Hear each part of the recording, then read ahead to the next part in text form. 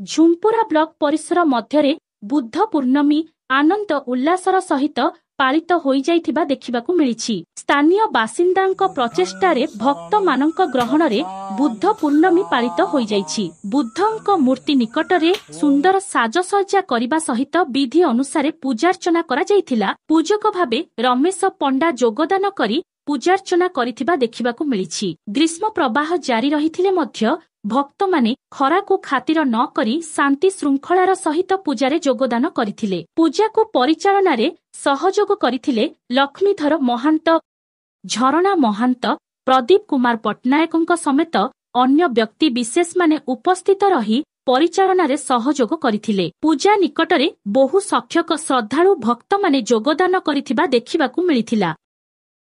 Bureau report, Baitarani ଖବର।